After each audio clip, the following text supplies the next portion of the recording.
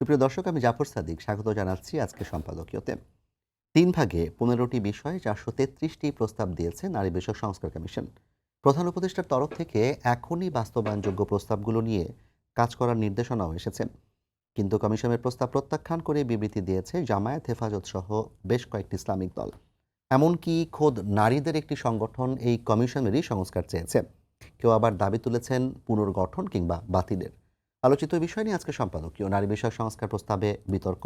আর এ নিয়ে আলোচনার জন্য স্টুডিওতে আছেন ডক্টর রেজওয়ানা করিম স্নিগ্ধা, সহযোগী অধ্যাপক, নৃবিজ্ঞান বিভাগ, জাহাঙ্গীরনগর বিশ্ববিদ্যালয়; ডক্টর মোহাম্মদ আব্দুল মান্নান, সহযোগী অধ্যাপক, বাংলাদেশ ইসলামী বিশ্ববিদ্যালয় এবং সহকারী সেক্রেটারি জেনারেল, বাংলাদেশ জামায়াত ইসলামী, ঢাকা মহানগর দক্ষিণ; এবং সুমাইয়া ইসলাম, সদস্য, নারী বিষয়ক সংস্কার কমিশন। দর্শক, আপনারাও এই আলোচনায় অংশ নিতে পারেন। এই জন্য আপনাদের ফোন করতে হবে টেলিভিশনে দেখানো নম্বরে, এছাড়া ফেসবুকের মাধ্যমে আপনাদের মন্তব্য পাঠাতে পারেন। আলোচনা শুরুতেই জানিয়ে দেবো এখনকার প্রধান শিরোনামগুলো। সাবেক আইজিপি বেনজিরের বিরুদ্ধে ইন্টারপোলের রেড অ্যালার্ট। শেখ হাসিনাকে ফেরাতে তৎপর দুদক। বিভিন্ন সংস্থার সঙ্গে চুক্তির পাশাপাশি পাঠানো হচ্ছে চিঠি।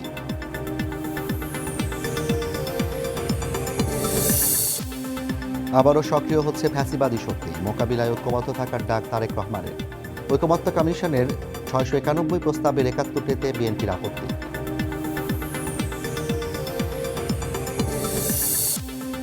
সাংবাদিক দম্পতি সাগর রুনি হত্যা মামলার নথি পুড়ে যাওয়ার তথ্য সঠিক নয় বলছে ডিএমপি। তদন্তে টাস্কফোর্সকে আরও ৬ মাস সময় দিলেন হাইকোর্ট।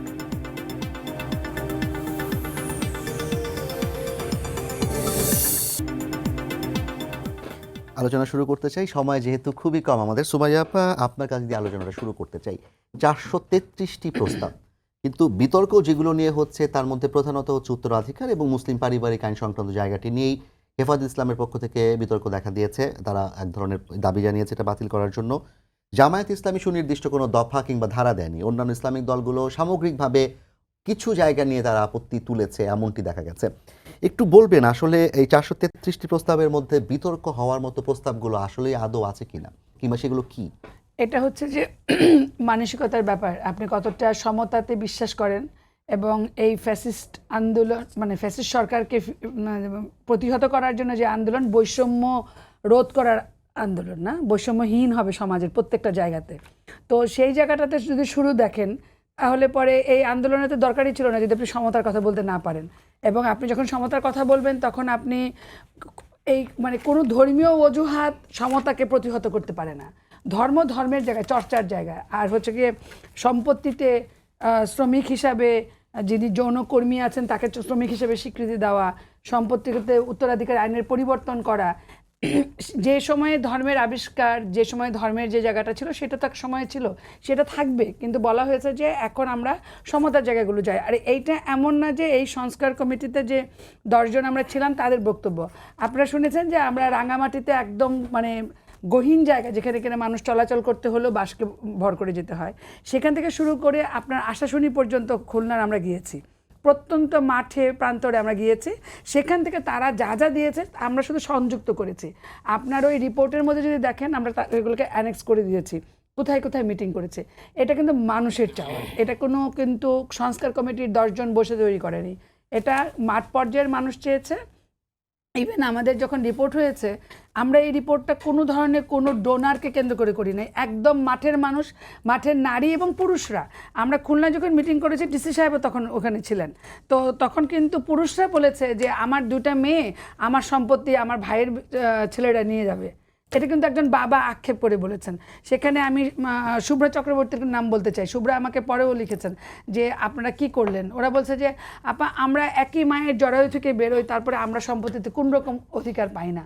তো যেখানে আমরা অসম জায়গাগুলো দেখেছি, যে জায়গাতে মানুষ যা চেয়েছে ঠিক সেইগুলোকে আমরা সংযুক্ত করেছি। এখানে কোনো রাজনীতিকে, কোনো ধর্মকে, চর্চাকে, কোনো কিছুকে কেন্দ্র করে করা হয়নি। কেউ মানবে কি মানবে না বড় ইস্যু না।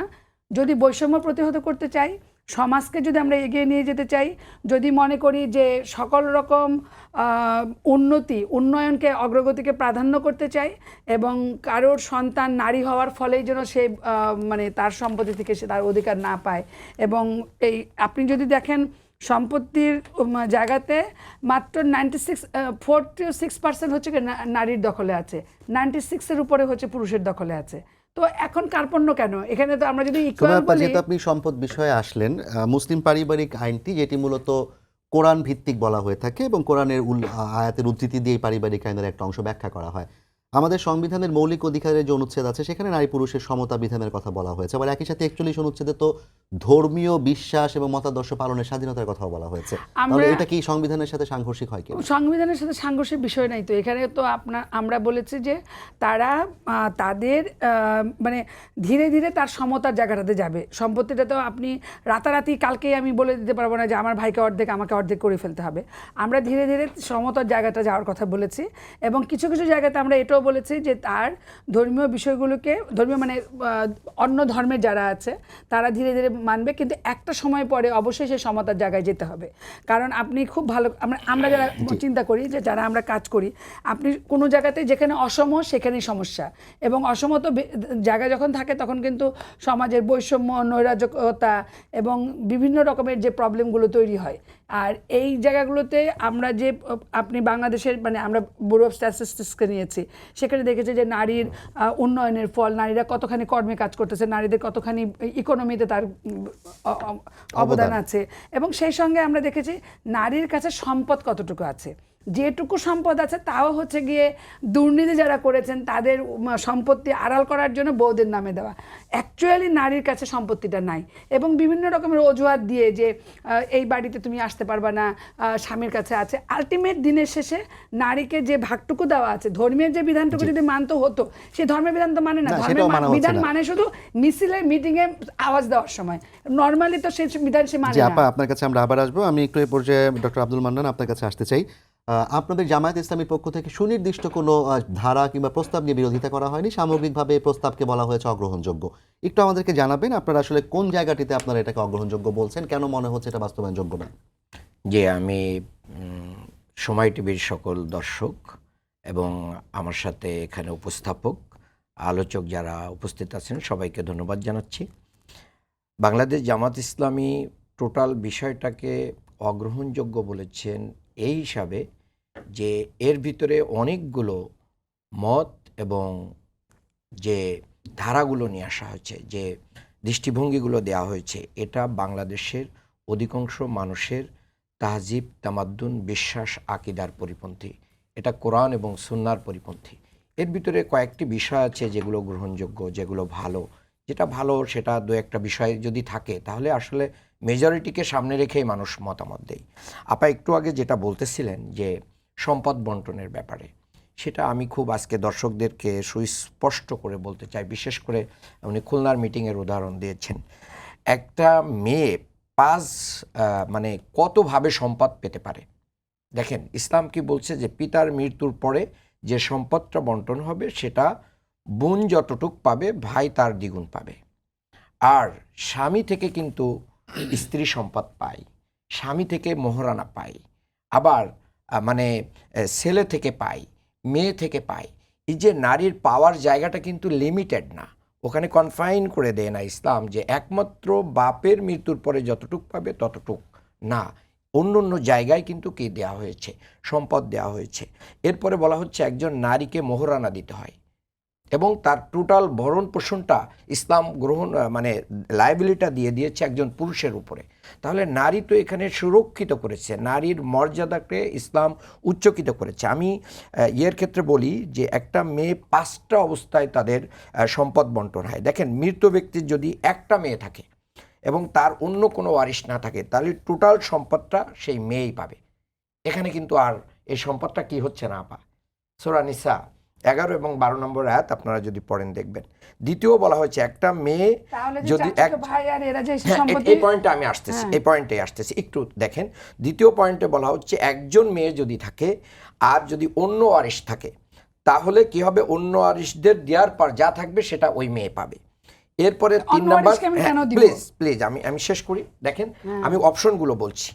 এরপরে একাধিক মেয়ে যদি থাকে, অন্য ওয়ারিশ না থাকে, তাহলে সমস্ত সম্পদ ওই একাধিক মেয়েরা সবাই পাবে। 4 নম্বর বলা হচ্ছে একাধিক মেয়ের সাথে অন্য অংশীদার থাকলে তাহলে অন্যদের দেওয়ার পর সমস্ত সম্পদ তারা পেয়ে যাবে। 5 নম্বরে এসে যেটা নিয়ে ওনাদের আপত্তি, সেটা 5 নম্বর পয়েন্টে, যদি কোনো মৃত ব্যক্তির ছেলে মেয়ে বোধ থাকে, সেই ক্ষেত্রে শুধুমাত্র মেয়েদেরকে মানদণ্ড করে দিয়েছে ইসলাম। মেয়েদেরটা আগে ইনশিওর করতে বলছে, একটা মেয়ে যা পাবে তার দ্বিগুণ পাবে। কেন এটা আসছে? জাহেলি সমাজে তো এটা দেয়াই হতো না। আমাদের অনেক ধর্মে মেয়েদের সম্পদই নাই, ভাই, এবং আমি আপনার সেখানে কাছে- ইসলাম এসে কি করেছে? ইসলাম এসে তাকে এখানে তার অধিকার প্রতিষ্ঠিত করেছে, হ্যাঁ, ঠিক। এবং আমি- অধিকার প্রতিষ্ঠা করার পরে তাকে এখানেই ছেড়ে দেন। আমাকে একটু বলতে দেন। তাকে মোহরানা দেওয়াটাকে বাধ্যতামূলক করে দিয়েছে, আচ্ছা, যেটা আগে দেওয়া ভাই, হতো না। আমি একটু বলি, এরপরে আমি দেখেন তার ভরণ পোষণ, খাওয়া দাওয়া, পোশাক পরিচ্ছদ, মানে ট্রিটমেন্ট, এভরিথিং, তার যত, তাহলে এই জায়গাগুলো একজন পুরুষকে দেওয়া হয়েছে। ভাই, তাহলে তো এই- একজন পুরুষকে বলতে হবে অনেকটা, একটুখানি বলে সেক্ষেত্রে দিই ভাই। পুরুষটা একটু একটা হচ্ছে যে কমই পেয়ে যায়, আমরা- লায়াবিলিটি বেশি। আল্লাহ পুরুষকে লায়াবিলিটি আমি নিয়েই একটু সৃষ্টি বলে করেছেন। নেই, এই লাইবিলিটি নেওয়ার দরকার নেই তো। এখন একদম আমরা যেটা বলছি যে লাইবিলিটি কেউ কারোটা নেওয়ার ব্যাপার নেই, সমান সমান জায়গার কথা বলেছি। আর আপনি কিন্তু একটা কথা বলছেন আইএমই জাহেলিয়া যুগে, হ্যাঁ, আমি নিজেও হিস্ট্রিতে পড়াশোনা করে এসেছি। আইএমই জাহেলিয়া যুগের যে বিধান নিয়ম কানুন ছিল, সেটা তো আপনি 2025 সালে এসে সেই জায়গাটা আইএমএ জাহেলিয়াত যুগে যেটা ছিল, এবং এখনো মডার্ন যুগে অনেক জাহেলিয়াত আছে। না, এই জাহেলিয়াতের যুগের ছিল বলে তো আমরা সমতার কথা বলছি। আর কোরআন- আইএমই জাহেলিয়ার যুগে কোরআনের জায়গাতে সুমাইয়া আপা, মান্নান স্যার, আপগ্রেড, যে আমরা একটু আপনাদের কথা শুনলাম, আমি একটু স্নিগ্ধাপুর কাছ থেকে কোরআনের শুনতে জায়গাতে চাই, কোনো বিরোধ নাই, একটু আমাদেরকে বিরোধ হচ্ছে বলবেন তাহলে আমরা যে কোরআনের বিধানকে আপনি কেন ধর্ম- চেঞ্জ করার জন্য আপনি প্রস্তাব দিচ্ছি? কোরআনের এটা বিধানের তো এখানে- গ্রহণযোগ্য হতে না, পারে না, না। আপনার কোরআনের ধর্ম বিধানকে শুধু চেঞ্জ ডক্টর আপনি- মোহাম্মদ আব্দুল মান্নান, এটা আমরা আমাদের আমরা দেখেন আমরা মেয়েদের আলাদা আলাদা সম্পত্তি করে দেওয়া কথা বলি, হচ্ছে। সুমাইয়া আপা অন্য আলাদা করে জায়গায় কথা আপনারা বলি। ধর্মকে টেনে আনছেন না, না তো। বিশেষ করে আপনি যেহেতু নারী সম্পত্তি নিয়ে কথা বলছিলেন, তিনি নারী সম্পত্তি ইসলামিক ব্যাখ্যাটা দিচ্ছিলেন। 5 জায়গায় দেওয়ার কথা, তাহলে পরে নারীর কাছে 4 ভাগ সম্পত্তি কেমন করে হয়? 96% সম্পত্তি কি করে পুরুষের হয়? বাংলাদেশের ডাটার ভিত্তিতে আমরা কথা বলছি। আমরা এই বিষয়ে আলাপ করবো। আমার মনে হয় এই প্রসঙ্গটি নিয়ে মোটামুটি ভালো একটা বিতর্ক আছে, কিন্তু আমরা অন্যান্য যে প্রসঙ্গগুলো আছে সেগুলো নিয়ে একটু কথা বলতে চাই। কিন্তু আপনি একটু বলবেন যে আমি আজকে একটা, আমরা জানি অনেকেই তাকে চিনি, তিনি একজন মানে বাংলাদেশ থেকে সম্পত্তির জায়গায় না, আছে। কোথাও নাই প্রবাসিত সেটা। প্রবাসী একজন লেখিকা, তিনি আজকে পোস্ট করেছেন, একটা লেখা লিখেছেন, বেশ বড় একটা লেখা লিখেছেন, যে নারীদেরকে যারা কিনা বিশেষ করে পতিতাবৃত্তিতে যুক্ত, তাদেরকে যৌনকর্মী বলাটা এটা নারী নির্যাতনের নামান্তর। আপনি একটু বলবেন যে নারী যৌনকর্মী মানে যারা নাকি যৌন পেশার সাথে জড়িত, তাদেরকে আপনি যৌনকর্মী হিসেবে স্বীকৃতি দিলে তাদের কি উপকার হবে, নাকি আসলে এইটা প্রস্তাবটি আপনি কিভাবে দেখছেন? জাফর সাদিক, আপনাকে ধন্যবাদ, সময়কে ধন্যবাদ। আমি প্রথমেই আসলে আমার যে দুজন সহ আলোচক আছে, আমি এই নারী কমিশনের যে কাজটি, এটি 300 পাতার একটি কাজ, আমি আসলে 100 পৃষ্ঠা পর্যন্ত পড়তে পেরেছি, আর পারিনি, সময়ে কোলায় নেই আমার রিডিং ক্যাপাসিটিতে। তো এটা যে একটা পরিশ্রমের কাজ বোঝা যায়, সেজন্য আমি কমিশনের সদস্য হিসেবে তার মাধ্যমে কমিশনকে ধন্যবাদ দিতে চাই। একই সাথে আমার যে আরেকজন অপর সহ আলোচক আছেন, তিনি তার অবস্থান থেকে ব্যক্ত করবেন, সেটাও কিন্তু একটা ধন্যবাদ প্রাপ্তির যোগ্য। কারণ যখন কোনো বিষয় একটা টেবিলে আসে, তখন এই তর্ক বিতর্কটা কিন্তু সাধুবাদ জানানো যোগ্য, এটা একটা বিষয়। এবং একটা জিনিস আমি বলতেই চাই, বাংলাদেশ জামাতে ইসলাম একটি পলিটিক্যাল পার্টি, এবং সেই পলিটিক্যাল পার্টির ক্ষেত্রে আমার এটাও একটা বক্তব্য যে 51% নারী, 51% নারীর অধিকার বিষয়ে যদি পলিটিক্যাল পার্টির এরকম অবস্থান হয়, তাহলে ওই 51% নারী ভোটারের ভোট কিভাবে আসবে, এটাও একটু বিবেচনা করা উচিত, কারণ অধিকারের প্রশ্ন আসছে। হ্যাঁ, আচ্ছা, এখানে আমি দুটো জিনিস অবশ্যই বলতে চাই।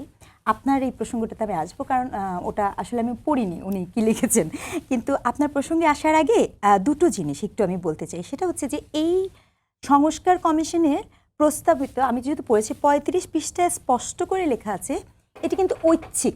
জি, ঠিক আছে, এটা কিন্তু তারা ম্যান্ডেটরি হিসেবে করেননি। এবং আপনি লক্ষ্য করবেন যে আমাদের যে ব্যাংকিং ব্যবস্থা আছে, যিনি আমাদের এই যে স্যার যিনি যেহেতু আছেন, উনি তো ইসলামিক স্কলার, এবং ব্যাংকিং ব্যবস্থাতে সুদের ব্যাপারেও কিন্তু ইসলামের বিভিন্ন রিজার্ভেশন আছে। কিন্তু ব্যাংকগুলোতে কি হয়েছে, দুটো পদ্ধতি দেওয়া হয়েছে, যে ইদার আপনি ট্র্যাডিশনাল ওয়েতে যাবেন, অথবা আপনি ইসলামিক কনভেনশন এদিকে যাবেন। এখন সেখানে যখন এই সুযোগ সুবিধাটা আছে, যখন আপনি দেখেন যে একটা রাষ্ট্রের, আরেকটা কথা বলি, এই যে ধরে নেওয়া যে সকলে চাচ্ছে না, আসলে কি নারী সম্পত্তি চাচ্ছে না, এই বিষয়ে কোনো গণভোটাভুটি হয়েছে? মানে আমাদের কাছে কি কোনো ডাটা আছে যা দিয়ে আপনি যে এত কনফিডেন্টলি বলে ফেলছেন? আপনি কাকে নিয়ে বলছেন? এবং যারা বলছেন তারা সবাই পুরুষ। মজাটা কিন্তু এখানেও, পলিটিক্যাল পার্টির যে বলছেন তিনিও ঘটনাচক্রে পুরুষ। আসলে কি এরকম হয়েছে যে আমরা 51% নারী একটা বাংলাদেশে ভোট হয়েছে, সেখানে আমরা বলছি যে আমরা চাই কি চাই না, এরকম কিন্তু গল্পটা হচ্ছে না। তাহলে এই যে ভেবে নেওয়া যে আমরা যেটা বলছি এটাই ভাষা, এখানেই অসমতা, এটা আসলে বোঝার একটা বোধের একটা ব্যাপার। আরেকটা কথা যেটা আমি বলতে চাচ্ছি কি, যে কথাটা আপনি বলেছেন প্রস্তাবনার ক্ষেত্রে, যে যার কথা মেনশন করেছেন, আমি আবারও বলছি লেখাটি আমি পড়িনি, কিন্তু এই যৌন শ্রমিক এবং যৌনতা এটা একটা ভাষাগতভাবে আমি সাধু জানাই, যদিও এই ভাষার গল্পটা কিন্তু ডিফারেন্ট।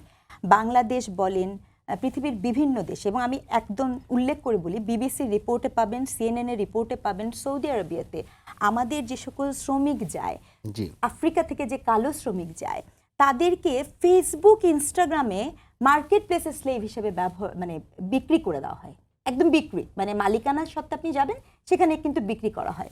এবং এই যে যৌন শ্রমিকদের আপনি পৃথিবীর কোড অ্যান্ড কোড যত দেশ পাবেন, সকল দেশে এর অস্তিত্ব পাবেন, এবং এটা একটা বিগ ইন্ডাস্ট্রি, যেটা বলতে আমার কোনো দ্বিধা নেই। আমস্টারডাম এখানে একটা অতি গুরুত্বপূর্ণ এক্সাম্পল, কারণ আপনি জানেন যে আমস্টারডামে যেটা হয়েছে যে এই যে যৌন কর্মীদেরকে শ্রমিক হিসেবে একমাত্র আমস্টারডামেই কিন্তু সেখানে কিছু অধিকারকে লিখিত পঠিতভাবে জাস্টিফাই করা হচ্ছে।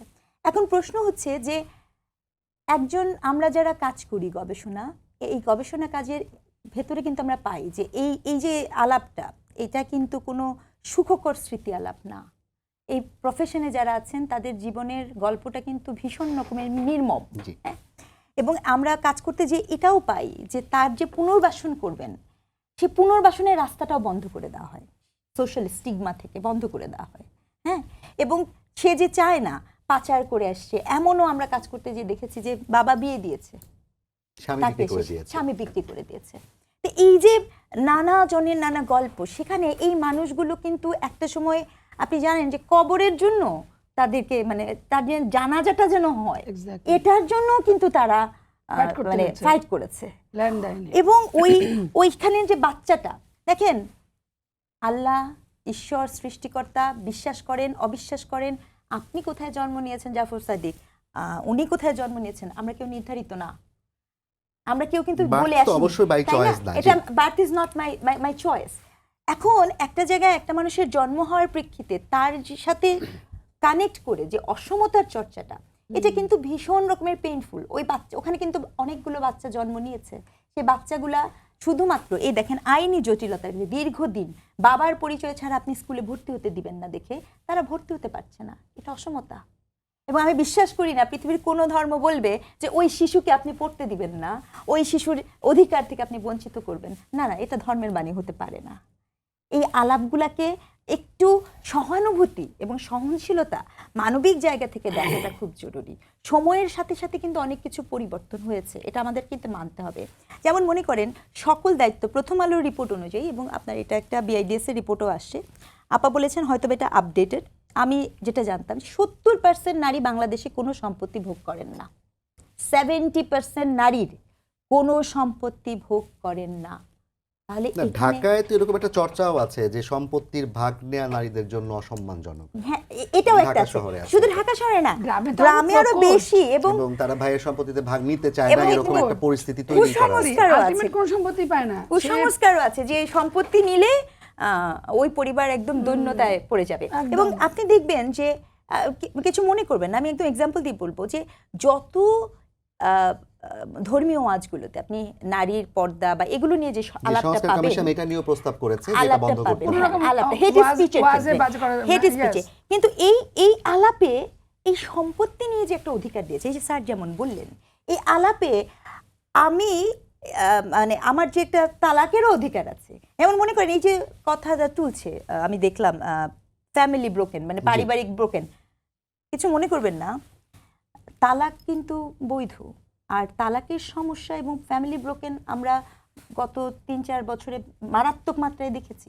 সো ফ্যামিলি ব্রোকেনের সাথে এই সম্পত্তি বা নারী উন্নয়ন নীতির যোগাযোগের থেকেও আরও বেশি কিছু দরকার হচ্ছে আপনার ব্যবহারিক, আপনার যে ধৈর্য চিন্তা, মানে স্নেহ, পরম্পরা অথবা যে ভালোবাসা, এই অনেক আনুষঙ্গিক ফ্যাক্ট এখানে যুক্ত।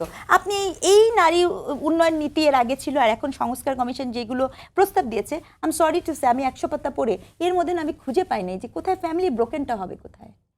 আমার যে হক, এই মুহূর্তে আপনি এই সময় টিভিতে বসার কারণে যে সম্মানই আমার পাওয়ার কথা, সে সম্মানই আপনি আমাকে দিলেন বা উনাকে দিলেন না, তাহলে কি উনি কিন্তু কালকে আসবেন না। আর যদি আমাকেও দেন তাকেও দেন, তাহলে কিন্তু আমরা দুজনে এখানে বসবো। তাহলে আমি যে বুঝে উঠতে পারছি না যে এই অধিকারে ব্রোকেনটা হবে কিভাবে। জি, অনেক ধন্যবাদ সিনতাপা আপনাকে। আমি একটু জনাব আব্দুল মান্নান আপনার কাছে আসতে চাই। জি জি আপনি সম্পত্তির উত্তরাধিকার নিয়ে কথা বলেছেন, অন্যান্য যে প্রসঙ্গগুলো যেমন যৌনকর্মী প্রসঙ্গ, জি। আপনার পারিবারিক যেই ভরণ পোষণ সহ অন্যান্য জায়গাগুলোতে সমান অধিকার, একই সাথে হচ্ছে সন্তানের দায়িত্ব, এরকম বেশ অনেকগুলো বিষয় আছে।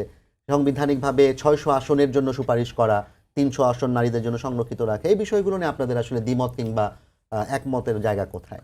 দেখেন, এটা সুস্পষ্ট যে এই কমিশনটাই গঠন হয়েছে একপেশে।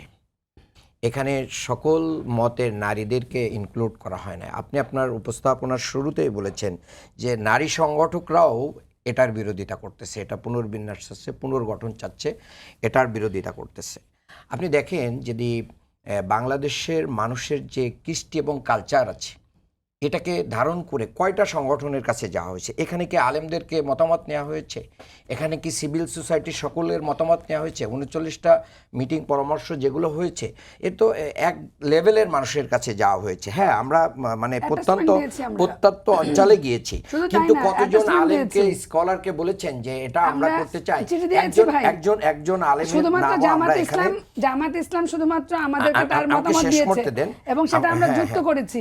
আমাদের আপনি অ্যানেক্সারে দেখবেন যে আমি দেখছি আপনারা 9টা না 11টা তার মানে কি আমরা প্রত্যেকটা পার্টির কাছে গিয়েছি, কিন্তু দেখেন আপনারা ইনক্লুড করতে পারেননি, মতামতটাই নিতে পারেননি। এরপরে আপনি যদি বলেন যে দেখেন, ইসলাম কিন্তু নারীদেরকে ঘরে বন্দি করে না।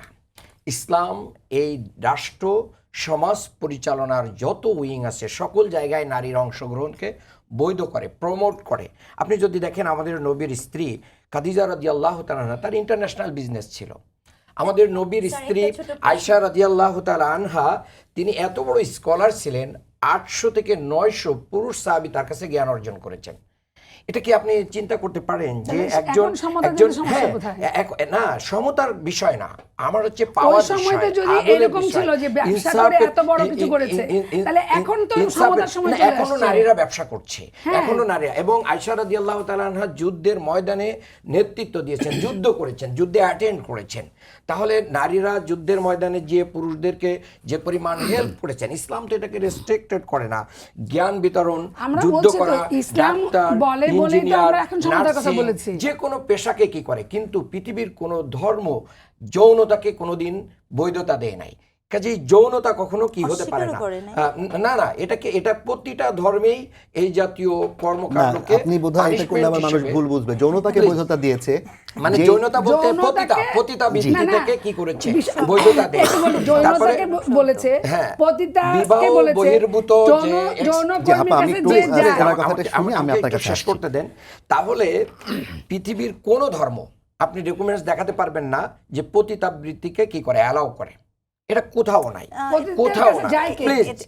প্লিজ আমাকে শেষ করতে দেন। 2 নম্বর কথা হচ্ছে যে আপনারা মানে এই যে যৌন কর্মী হিসেবে যাদেরকে বলছেন, তারা মানে উইলিংলি যাক আর বাইফোর্স যাক, বিক্রি হয়ে যাক, পাচারে যাক, হ্যাঁ পুরুষরা নিয়ে যাক। তাহলে দেখেন, আমি আপনাদেরকে পৃথিবীর একটা দেশ যেখানে আপনারা যে প্রশ্নটা উত্থাপন করেছেন, যারা বৈধতা দিয়েছে, নিউজিল্যান্ড 2003 সালে আইন পাশ করে তারা এটাকে বৈধতা দিয়েছে। কিন্তু বৈধতা, প্লিজ, যৌন কর্মীকে তাদের পেশাকে শ্রমিক হিসেবে কি দিয়েছে, বৈধতা দিয়েছে নিউজিল্যান্ড। কিন্তু সেখানে নারীরা একের পর এক বঞ্চিত হচ্ছে। এরপর হচ্ছে জার্মানি দিয়েছে।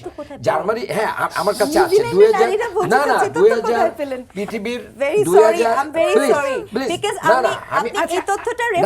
অবশ্যই নারীরা বঞ্চিত হয়েছে বলতে আপনি কি বোঝাচ্ছেন? যৌন কর্মী নারীরা নাকি সাধারণ নারীরা? যৌন কর্মী হিসেবে যাদেরকে স্বীকৃতি দেওয়া স্বীকৃতি হয়েছে, দেওয়া জি। হয়েছে শ্রমিক হিসেবে, যেটা ওনারা আমাদের কমিশনে প্রস্তাব তারা- হিসেবে তারা দিচ্ছেন। বঞ্চিত হচ্ছে নিউজিল্যান্ডে। তারা সাফারিংস এর ভিতরে পড়ছে। এটা ডেটাটা এবং কোথাতে পেলেন আপনি? স্নিগ্ধা আপা নিউজিল্যান্ডে আপনি Exactly. PhD করেছেন এই না, না, বিষয়ে। দেখেন, ডাটাটা শেয়ার করেন হ্যাঁ, আমি ডাটাটা আমি share করছি নিউজিল্যান্ডের আপনাকে। থেকে আমি- পড়ে আমি এসেছি। ডাটাটা আপনি এরকম share করেন ভ্রান্তমূলক আমাদের তথ্য সাথে। দিবেন না, আমি দয়া ডাটাটা- করে এরকম Of course, বিভ্রান্তমূলক তথ্য আপনি দিবেন আপনি না। আপনি আপনি যদি যান যে ডয়েচে ভেলের যে একটা রিপোর্ট আছে, exploiting the poor sex slavery in Europe selling women. New Zealand ইউরোপে না রে ভাই, তাহলে নিউজিল্যান্ড ইউরোপে এই না। জায়গায় কিন্তু তারা দেখিয়েছেন কেন একটা আপনি কি নারীকে বলছেন? একজন এটা যখন এটাকে নিউজিল্যান্ড পেশা তো হিসেবে ইউরোপে গ্রহণ না, করবে, তখন আমি geographical একটা location মেয়েকে কি করব? বোঝেন। কিডন্যাপ করে আমি তাকে Oh, বিক্রি no. করে দিলে তাকে তো ওই আচ্ছা। জায়গায় বৈধতা পেয়ে যাবে সে। না, না, ভাই, তাহলে এখানে- এই জায়গাটা very sorry. ইসলাম কি করে না, আচ্ছা, পৃথিবীর ভাই। কোন সভ্য দেশও এটাকে কি করে না, আচ্ছা, এলাও করে না। আচ্ছা, শেষ এখন একটা বলি। আমি আরেকটা কথা বলি, আমার আপনার এরকম অনেকগুলো ভ্রান্তিমূলক আপা আরেকটা কথা তথ্য দেওয়া বলেছেন। উচিত না। স্যার আরেকটা কথা আমি একটু ম্যাডাম বলতে বলেছেন, চাই, please, নিউজিল্যান্ড পৃথিবীতে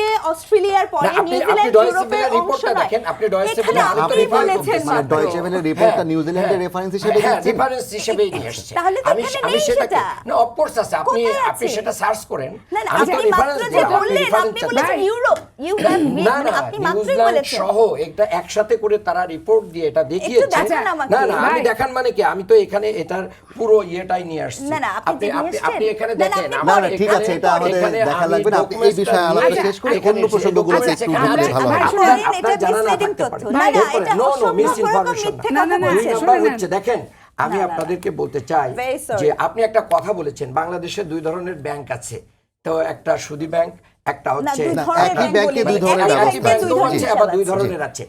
তো আপনারা কি এরকম প্রস্তাব করেছেন যে বাংলাদেশে একটা ইসলামী আইন যারা চায়, যারা শরিয়া আইনে বিচার চায়, তাদের জন্য উইন্ডো খোলা হোক, যারা আদার্স কনভেনশনাল কোর্টে যে বিচার চায় তাদের জন্য? আপনারা তো এই সুপারিশ করেন নাই। তাহলে দেখবেন যে আপনি কালকে একটাকে ওপেন করে দেন, বাংলাদেশের 90% মানুষ শরিয়া আইনের ভিত্তিতে বিচার চায়। 100% ভুল। এই পার্সেন্টেজটা আসলে আমরা ঠিক করতে পারি না। এটা আগে থেকে এটা এরপরে হচ্ছে বললেন। আপনারা নিজেদের মতো করে বলতেছেন, আমরা তো না, বললাম আপনারা আপনাকে গুটি কয়েক আপনি লোক যে- বললে তো না, সেটা না, বাংলাদেশের আম- মানুষের প্রতিনিধিত্ব এটা- হবে না। এটা তো একদম ঠিক বিষয় কথা না। বলেছেন। আপনারা এটা- গুটি কয়েকটা লোক বললে বাংলাদেশের প্রতিনিধিত্ব এটা তো হবে না। হবে না, এক্স্যাক্টলি। এবং এটা আপনি তো দেখছেন এটাও জুলাই মানতেছেন। বিপ্লবে আপনারা যে রিপোর্টটা করেছেন সেখানে জুলাই বিপ্লব ধারণ করে না। আপনাদের কয়টা পৃষ্ঠায় জুলাই বিপ্লবকে মানে হাইলাইট করা হয়েছে? জুলাই জুলাই বিপ্লবে বিপ্লব- মেয়েরা না জুলাই হলে কি করে বিপ্লবের জুলাই স্পিচটা বিপ্লব দেখেছেন? হতো? জুলাই জুলাই বিপ্লব ছিল বিপ্লবে মেয়েরা না বৈষম্যের হলে বিরুদ্ধে। না, না, জুলাই বিপ্লব বিপ্লব ছিল হতো? মেধার ভিত্তিতে। আমরা ছিলাম। না না, আপনি- আমরাও ছিলাম। আমাদের পোস্টার দেখেছেন? আমিও ছিলাম। আপনি আমি পোস্টার- পোস্টার না, আমার এই জামা গায়ে দেওয়ার ছবি আমার কাছে ওইটা আছে। ওইটা জুলাই রেখে দেন বিপ্লবে আপনি। আমরাও ছিলাম। আপনি আমার ফেসবুকে গেলে পাবেন। আপনি আমার আমার পেজ ফেসবুক দেখেন। লাগবে না, আমি এখন আপনি ভিডিও আমাদের দেখাতে কাভার পারবো। পেজ দেখেছেন? শোনেন, আমি আপনাদের আমি দৃষ্টি বলি- বন্ধ, না চোখ না, বন্ধ দৃষ্টি করে বন্ধ কথা না। বলেন আপনি। আমি বলছি সুমাইয়া জুলাই আপা, আপনার কাছে বিপ্লবের নামে- সুমাইয়া আপা, আপনার কাছে আমি একটু আসতে চাই। আমি আপনার কাছে আবার আসবো।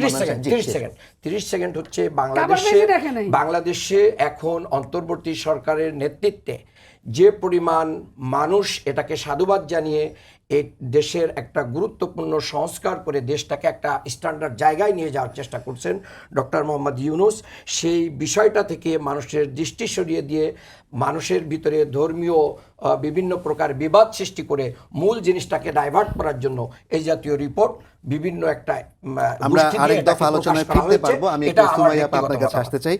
যেহেতু আপনারা এগুলো নিয়ে বিভিন্ন জরিপের কথা বলছেন, মান্নান সাহেব এটা বললেন, ঢাকা পড়ে আপনিও যাবে, বলেছেন। আমাদের সংস্কার ঢাকা পড়ে আমি যাবে, আপনাদেরকে তখন একটা মানুষ বেসরকারি মানে জরিপ মিছিল সমাজ করবে যে উন্নয়ন কেন কেন্দ্রের এটা 2025 হচ্ছে। সালের একটা আপনারা জরিপের সেটাই তথ্য আমি চাচ্ছেন। দিচ্ছি। 58% উত্তরদাতা সেখানে মনে করেছেন নারী অধিকার মানে পরিবারে বিশৃঙ্খলা সৃষ্টি করা। আবার 39% নারী বলেছেন ধর্মীয় বিধানের বাইরে নতুন আইন করলে সেটা গ্রহণযোগ্য হবে না। এই বিষয়টা নিয়ে আপনার মন্তব্য কি? একটা হচ্ছে কি, আমি আপনাকে বলি, আমরা যখন প্রধান উপদেষ্টার ওয়ালে যখন পোস্ট করা হলো, তখন ওখানে যেই দেখলাম যে অনেক ছেলেরা বলছে যে এইটা যেগুলো হয়েছে খুব ভালো কাজ হয়েছে, এবং আমাদের কাছে শুধু ইমেল করে না, টেক্সট করে আমাদের কাছে বলেছে যে এটা খুব ভালো কাজ হয়েছে। কিছু সংখ্যক লোক তো বলবে, এখানে নারী সংগঠক বলেন, আর অনেক নারী হলে যে সে শুধু নারীর কথা বলবে তা কিন্তু না, অনেক নারী হয়ে পুরুষের কথা বলবে, অনেক পুরুষ নারীর জন্য কথা বলবে। এটা ওই জায়গাটা না। আমি প্রথমেই আপা যে কথাটা বললেন যে 51% নারী, এই 51% নারীর কাছ থেকে আপনি হানা ভোট নিয়ে দেখেন না তারা কি বলে। আর তারা যদি না গণভোট চাইতো, দেন, গণভোট দেন। আপনি তারা যদি গণপরিষদে আমাদের যাক এটা। না চাইতো, তাহলে কি আর আপনার এইটা ওখান থেকে বানিয়ে আনা হতো? বা আপা, আমাদের এটা গণভোটে দিলেই তো বোঝা যাবে। প্রধান আপনি তো উপদেষ্টা বলে দিতে পারেন না। মাননীয় প্রধান উপদেষ্টা তার এমনিতেই বলে না যেটা ক্রস কাটিং ইস্যু, এবং হচ্ছে গিয়ে এইটাকে পুস্তক আকারে করে মানুষের কাছে পৌঁছে দেওয়া হবে। এবং এইটা ডক্টর ইউনূস খুব ভালো করে জানেন যে সমতা যদি প্রতিষ্ঠিত করতে না পারে গুটি কয়েক মুষ্টিমেয় ধর্মান্ধ লোকের জন্য, তাহলে এই সমাজ সংসার অনেকেও তো বলছেন সমতার এটা জায়গায় NGO টিকবে নির্ভর না। একটা এবং report। আমাদেরকে এই গভর্নমেন্টে তো এনজিও নির্ভর, সমস্যাটা কোথায়? হ্যাঁ, এনজিওরা তো সঠিক উন্নয়নের কথা বলেছে, সঠিক উন্নয়ন- এনজিওরা সঠিক জায়গায় নিয়ে গেছে সুবিধাবাদী এবং সেজন্য সুবিধা হয়েছে। ডক্টর ইউনূস তো এনজিওর লোক, তাহলে তাকে গ্রহণ আচ্ছা করছেন আপা, কেন? যৌনকর্মী নিয়ে যেহেতু আলাপটা এগিয়েছিল, আমি ওই বিষয়ে একটা প্রশ্ন করতে চাই। যেমন সুইডেন কিংবা ফ্রান্সেও কিন্তু যৌনকর্মীকে পেশা হিসেবে স্বীকৃতি দেওয়া হয়েছে। পাশাপাশি সেখানে আরেকটা আইনও আমি দেখেছি ফ্রান্সের ক্ষেত্রে, যে যৌন কর্ম অপরাধ না, ফ্রান্স কিংবা সুইডেনে যারা কিনা যৌনকর্মী সেবা নিতে যাবে তাদেরকে জরিমানা করা হবে। অ্যাবসলিউটলি। তাহলে সেই ক্ষেত্রে আপনাদের সুপারিশে কি এরকম কিছু আছে? না, আমরা যারা সেবা নিতে যাবে তাদের কথা, তাদেরকে অপরাধী বা ইয়ের জন্য আমরা কোনো কিছু বলি নাই। আমরা শুধু বলেছি যে ওই নারীরা এসেই বলেছিল যে আমাদের জীবনটা, যেটা কিনা আমাদের আপা বললেন যে আমাদের জীবনটা কীরকম, আমাদের সন্তানদেরকে নিয়ে কী অবস্থায় থাকি। আপনি খুলনার আশাশুনিতে যদি যান তাহলে এখন দেখতে পারবেন ঝড়ে ভেঙে ঘর বাড়িগুলোর কী অবস্থা। তারা বলেছে যে আমাদের কথাগুলো যেন আপনারা তুলেন, কারণ আমাদের তো কলম শক্ত না, আমরা স্কুল কলেজে যেতে পারি না। শান্তাবানিয়ার কথা বলছি। তো তারা কিন্তু বলেছে, এবং তাদের কাছে এই জিনিসটা যখন কিনা আমরা সবাই বসেছি দেখেছি, তাদের কাছে কারা যায়, ক্লায়েন্ট কারা? একজন নারীর কাছে তো নারী যায় না, পুরুষরা যাচ্ছে। তারাই এই সমাজকে তৈরি করেছে এবং তারাই আবার তাদেরকে আরও ডিপ্রাইভ করার জন্য, যাতে করে যত রকমের নিষ্পীষণ করা যায়, তার সন্তানরা আগায় আসতে না পারে, সেই ব্যবস্থাগুলো করেছে। সুতরাং নারী হয়ে নারীর কথা বলা হয়েছে এবং সেখানে অনেক পুরুষরা এটা জড়িত কি ছিল। শুধু তাদের সন্তান এগিয়ে না আসার ব্যাপারটার ক্ষেত্রে পুরুষরাই দায়ী? ধরেন বানিয়াশান তার পাশের যে গ্রামগুলো, সেখানে নারীরা কি তাদের সন্তানদেরকে, মানে বানিয়াশান তার সন্তানদেরকে গ্রহণ করছে?